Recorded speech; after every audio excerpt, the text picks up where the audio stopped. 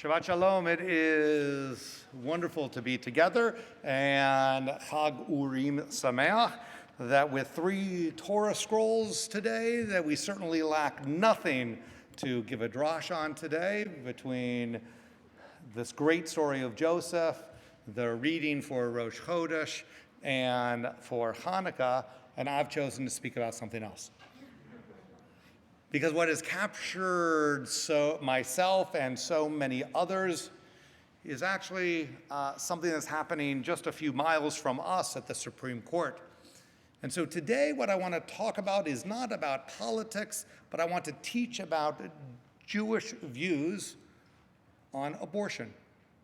Now, that is a topic that is inherently political, but I find that the way Jews talk about it, the way we talk about it, is frequently synonymous with what I call Upper West Side liberal values.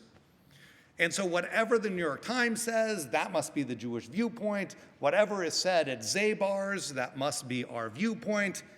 But Judaism actually has a distinct voice about this. And then when it gets overlaid into the extreme polarization of American politics, it leads us into a particular direction because the way the conversation is held in the political arena is binary. But life does not operate like that.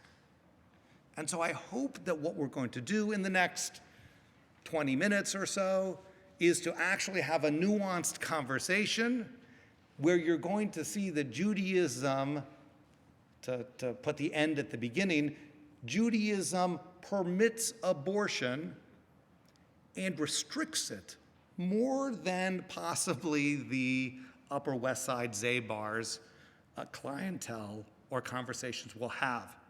But in the polarization of politics, when it is either yes or no, through these texts you will see that we are clearly on the yes.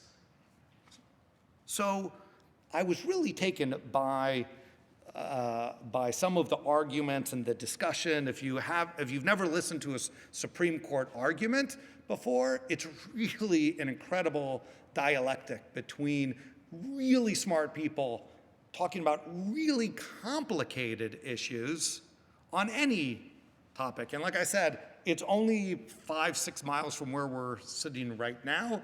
And so I encourage people to go hear an argument actually live and in person, or at least you can hear it on websites and the recordings.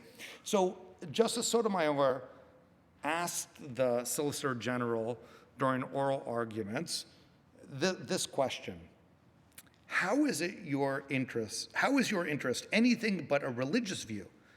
The issue of when life begins has been hotly debated by philosophers since the beginning of time. It's still debated in religions. So when you say this is the only right that takes away from the state the ability to protect a life, that's a religious view, isn't it? She asks, meaning that the entire premise is a statement of belief about when life begins. And so a lot of the discussion she reframes. She goes on and she's talking about this issue as religious freedoms because different religions have different beliefs about this. That's not captured in the general conversation.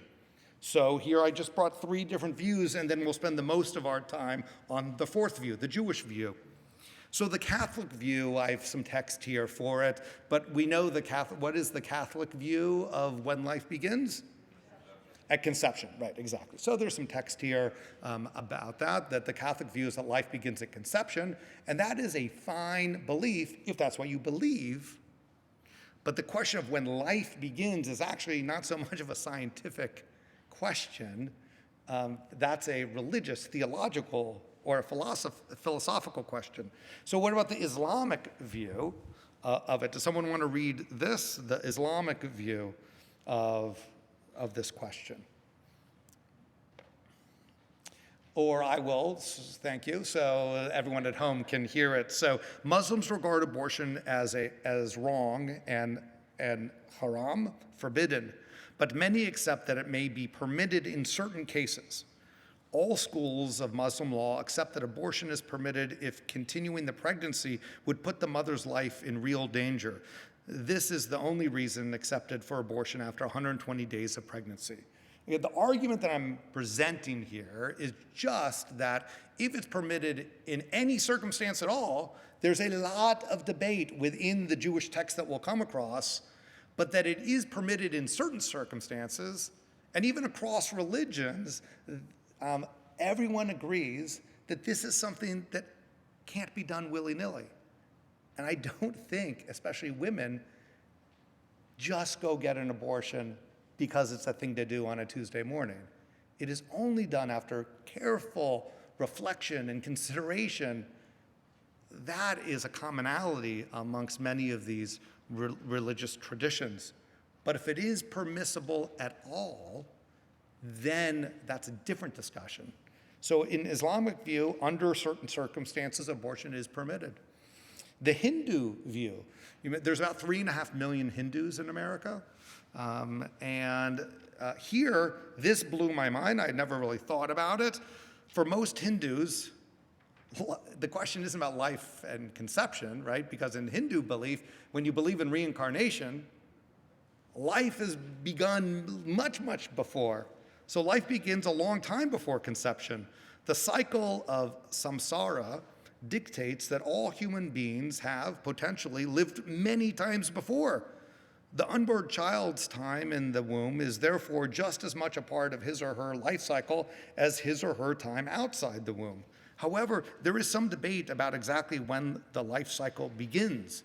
Some Hindus regard abortion as a violent action, so they would oppose it wherever possible. The exception for most Hindus is where abortion is necessary to save a mother's life. When considering abortion, most Hindus usually choose the action that will cause least harm to all involved: mother, father, existing child, society in general, and the fetus. Many believe that the amount of karmic debt an abortion may lead to is affected by the reason or motive for the abortion, as well as the act itself. When I read that, and I just thought, wow, that's a whole different way of conceptualizing, no pun intended, the question about when does life begin. And it pointed out to me that for these 3.5 million Hindu Americans, they are having a very different relationship to this conversation than what has predominantly become a Catholic view of conception in America. And therefore, there might be many other ways of framing this conversation. But mainstream religions may differ on when life begins, but we agree that it must be contemplative and serious and given a pause before a decision is made. So we're not going to do all of these texts that I brought, but I invite you to study them at home and to read, but we're going to dig into things, including at the end of the packet, some modern interpretations as well. But I want us to ground us in Jewish thought and Jewish text on this topic, because it is far more than just the political conversations. So the first text from the book of Exodus is a conversation that's taking place about damages. And here in this text, when men fight and one of them pushes a pregnant woman and a miscarriage results, but no other damage ensues, the one responsible shall be fined according as the woman's husband may exact from him, and the payments may be based on the decision of the judges. But if other damages ensues, the penalty shall be life for life. Now, life for life by the rabbis means that there's a value, a monetary value, and there's an exchange, there's compensation for it. But clearly, if the pregnancy is lost, the legal argument here is not that a murder has happened, or even that a life has been lost. There is a sense of loss that happens, There's no number attached to it, but it is clearly less than if a life were taken. So here we're just starting this conversation that what is happening inside is different than what's happening with a human being that's on the outside. So it goes all the conversation, the rabbis and others line it up all the way going back into the book of Exodus. So let's look here, continue into section 2, where clearly Christians and Jews have different views on this about when does life begin. From the Talmud in Yevamot, if she is found pregnant until the 40th day, it is only a mere fluid. So that whatever, we call it, there's doctors over here, a zygote or whatever it develops into, by the 40th day, back in the early hundreds of the last millennia, the rabbis are saying that it doesn't even constitute certainly a life at all. This is coming from a worldview when there were probably many more miscarriages than happen today, but it's certainly not life at conception. In the Mishnah of Nida, if she miscarries on the 40th day, since from her last period, she need not be concerned that it was a fetus. If she miscarries on the 41st day, she should sit for the required number of days for a male and for a female or for being a nida. Again, that here in the rabbinic mind, the conception is not, ensoulment, if you will, is not at conception. It is at some later point, and here the number that they keep coming back to is 40. 40 in Judaism is sort of a magical number in lots of different ways. This isn't based on their medical knowledge, but this is based on their world experience. And of course, this text from Gittin connects the fetus is just like any other limb of the body. It is a thing that is attached to the woman, and therefore the woman has control over it, but it certainly isn't considered something beyond the preciousness of a leg, or in this it says her thigh as well. It's a part of her, it's a significant piece of her, but it is not something independent of the woman. So there is continued disagreement on the soul and conception and formation that on the top of page 3, the text from Sanhedrin that we won't read through, but the rabbis themselves are arguing about ensoulment. Does it happen at conception? Or does it happen at a later point of what they call formation, when it sort of looks more of like a baby, but it doesn't mean that they're human? That the question the rabbis have is, it's when the soul enters them. So if it looks like a baby, is it? Of course, that's the technique of the protesters on Old Georgetown Road that show you pictures and to say if it looks like it, then it must be. That's an emotional argument. It's certainly not a theological argument that the rabbis are making, but it certainly is a powerful emotional argument. The next texts are a bit graphic, but under what conditions is abortion required? Again, if it's required in any circumstance, then it must be available, is the premise that I have. So in this first Mishnah from Oholot, it says, a woman who is having trouble giving birth, they cut up the fetus inside of her and take it out limb by limb because her life comes before its life. If most of it had come out, the head is already out, they do not touch it because we do not push off one life for another. This, of course, is an important distinction. When the head is out, that is considered at the point that the fetus becomes a human. The baby becomes a full human when the head is outside of the woman. The next text says a similar thing, that it's to save the woman's life, and when the head emerges, that's the point, not before, but that's the point when it becomes a full human. The Rashi on this Sanhedrin text says, as its head emerges, he says, with a woman that is experiencing difficulty giving birth and is in danger, and it is taught in the first section of this teaching that midwife extends her hand and cuts it up and extracts the pieces as the entire time that it has not gone out into the world, into the air of the world. It is not a soul until it can breathe on its own, which is maybe even be a few minutes after, or a few moments after its head emerges. Because is it at the top of the head, or is it until it takes its first full breath?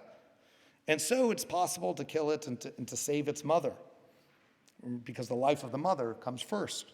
But when its head comes out, we cannot touch it to kill it. It is like a born baby, and we do not push off one soul for the sake of another.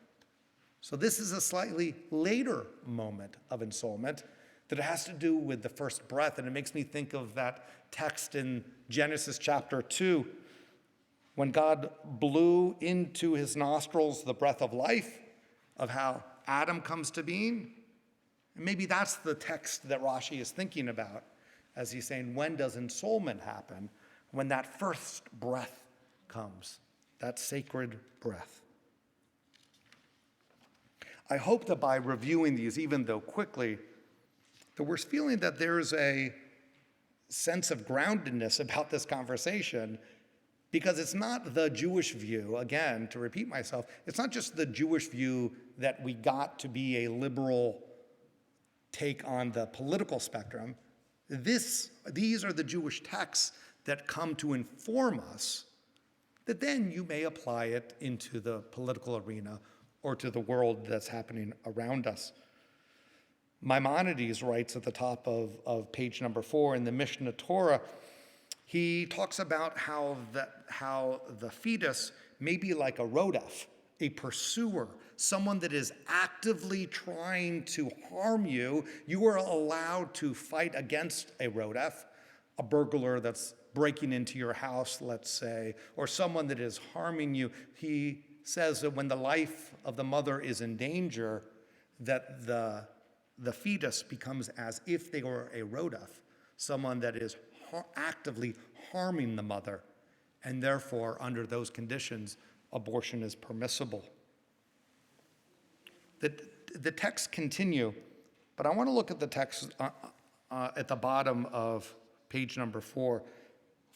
This is from Reb Moshe Feinstein, who died in 1986, really one of the great halachics. He wrote, "It is forbidden to kill it, even to save someone's life." This is a more restrictive view. It would be forbidden to kill it, even to save someone's life. The exception would be to save the life of the mother during childbirth, not for any other need of the mother, which would definitely be forbidden. So he's restricting emotional strain, financial strain, which more liberal positions permit, that possibly because of other strains on the mother or the family, that it might be permissible, but not for Reb Feinstein. It's a more restrictive, permissive position. He continues, even for children for whom the doctor predicts a very short lifespan, such as those children who are born with the disease called Tay-Sachs, which through newly developed tests can be diagnosed prenatally, it would be forbidden since there is no danger to the mother and the infant is not a rodef. One cannot permit an abortion even though there is very great suffering involved. It is incontrovertible and clear, as I have written, a straightforward halakha according to the words of our masters, the traditional commentaries and halachic authorities, that abortion would be forbidden as bona fide murder for any fetus, legitimate or a mamzer, genetically normal, or afflicted with Tay-Sachs, are all included in the prohibition according to Jewish law. So for him, he says only when the life of the mother is in danger, but all the other reasons that you may come up with, those are not allowed. And yet, he does have a circumstance where it is permitted. So therefore, it's a different conversation than what's happening in the Catholic framing of the discussion.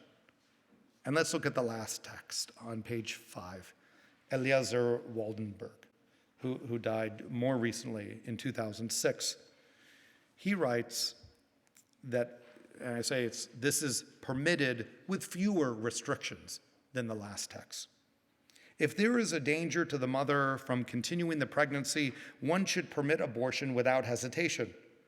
Also, if her health is poor and to cure her and to relieve her from great pain, it is necessary to abort the fetus, even if she is not in actual danger.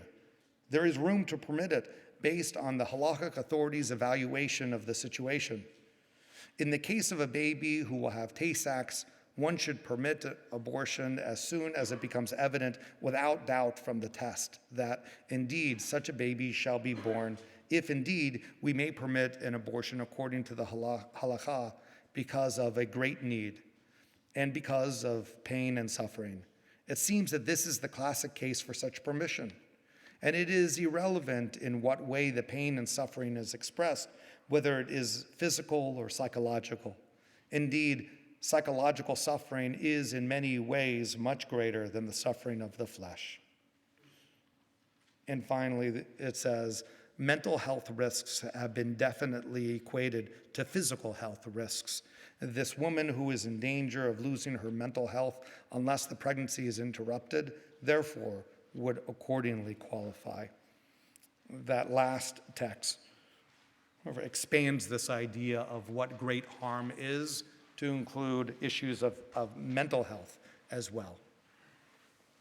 All of the positions that I presented from the Jewish tradition are in the category of permissibility of abortion, and there's an important conversation of nuance about when, about timing, about circumstances.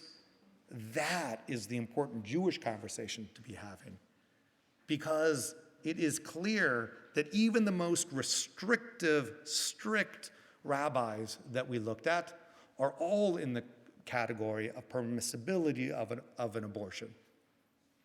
I also want to emphasize that permissibility also means having serious, significant internal evaluation as well. I think that almost goes without saying, but it's important to say because much of the conversation that's taking place around the country is as if you would just show up one morning and end a pregnancy. I think it is so insensitive to the trauma, the emotional and the spiritual trauma that a woman carries with her for the rest of her life. And I also want to add that the father carries with him as well.